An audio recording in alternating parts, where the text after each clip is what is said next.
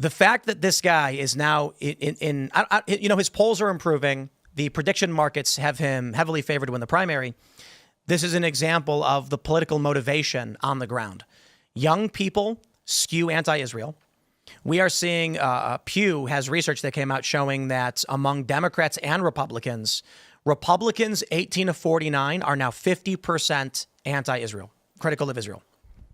Democrats are like anti-Israel is very different. I mean, we're well. Let me pull it up to of make sure Israel. I get it. Like I think this is what I think. I think young people on the left have always hated Israel, and on the right, I think young people are sick of funding other countries, which is legitimate. Like I'm sick of. I think funding for Israel. It's kind of like I think it's real quick. Really like ran its course. You know, like they're not anti-Israel. They're socialists, and Israel is right-wing coded, and as a result, they hate Israel. So just to clarify, negative, unfavorable view of Israel percent. And so in 2022, 18 to 49-year-olds were 35%. 2025, they're now 15%. That's Republicans. Among Democrats, 18 to 49 went 62 unfavorable to 71 unfavorable. So yeah, but you don't think that when the war in Gaza ends, like that'll I mean, that's reflective. No, I don't think so. Of a very negative reality. I think Israel has some of the piss poorest PR I've ever seen. China's got better PR. China's pretty good PR. It's pretty good. Look what they do with TikTok. Exactly. And they get who is it? James Charles or whatever that guy's name is, saying like, "Oh no, they're taking my TikTok from me, but Trump saved me." I'm like, they know how to run a psyop. It's funny because you got these people who think Israel controls the world, and I'm like, for all the stereotypes about being sneaky Jews, they can't seem to muster up any degree of support among young people.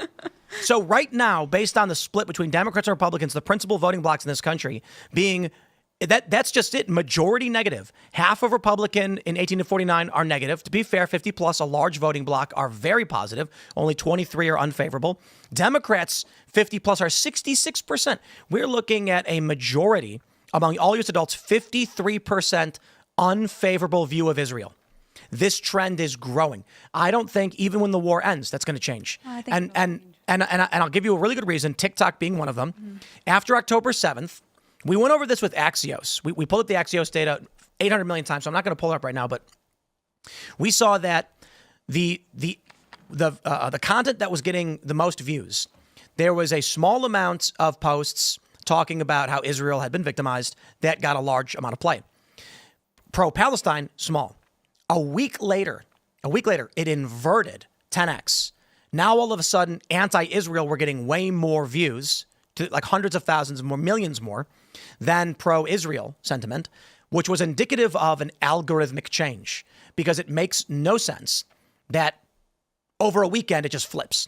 Now, this could be the result of TikTok internally saying, we want people to hate Israel, and clicking a button, or it could be that Islamic Nation said to their cyber armies, we want 100 guys, each running 100 accounts each, going on TikTok and posting anti-Israel sentiment to force the algorithmic switch.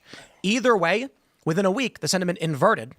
Israel's not done anything to combat this, and the sentiment is only getting worse.